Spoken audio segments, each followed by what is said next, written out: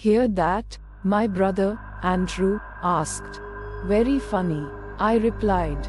Andrew looked as if there was something far away, making a captivating noise, distracting him.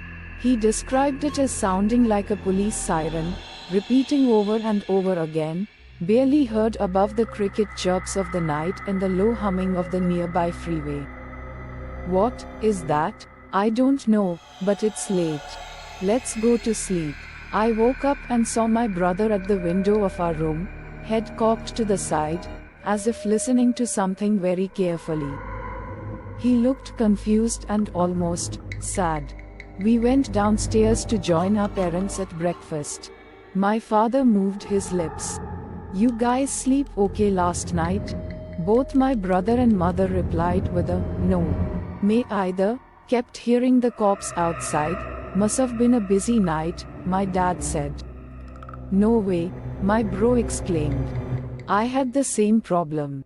Same here, my mom added. I noticed my family looked somewhat distressed. The day went along as usual, but seemed a little slower and gloomy. Whenever I was in the company of a family member, they seemed distracted, disinterested in whatever task they were currently involved in. That night we all sat together, watching television. There was a report on the news about many people complaining of an annoying police siren. LAPD states they are not responsible for this, saying that they are aware of the problem and are investigating with their best efforts. We are urged not to worry, as it doesn't seem to be related to a rise in crime. The reporter explained. I guess you guys aren't the only ones. I said. No one responded. It's getting closer, Junior. Andrew told me, later that night, as I played video games. It's so annoying. It's like, right in your face. I hate it. What? That noise? It's all in your head. You are just tired. Let's get some rest. I answered. Yeah, okay. Night, bro. He was staring at the ceiling, wide-eyed, as I drifted to sleep. The next morning, I didn't see Andrew at the window as I awoke. Instead, I saw him sitting at his bed, with his hands over his ears, crying. Hey, what's wrong, man? You okay? Why are you crying? Between sobbing and tear wiping, he managed to tell me to go check on our parents. Confused, I still obeyed and went to downstairs. What I saw devastated me. I almost collapsed. My father was on the floor in a small pool of blood, centered around his head.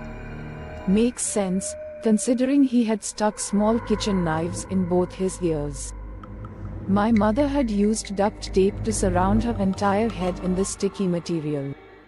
It looked like she used the entire roll, effectively suffocating her. I swear I saw her twitch, making me rush back upstairs, to my bedroom. Why did they do that? Hurt themselves. Why? I asked, frantically. It's the noise. He screamed. It's so close. I can't hear myself think. I can't handle this. Hey, make it stop. It won't go away. It killed our parents. He trailed off and looked directly at me. The whole room seemed to shake as Andrew pounded his head against the wall as hard as he could. I was so surprised, horrified, and grief-stricken to do anything but watch. The fifth slam caused blood to spray on the wall, yet he still went on, hammering the barrier with all his strength. He had managed to form a deep crack in his skull. His deep red blood poured out like juice from a pitcher. He collapsed, his hands still at his ears.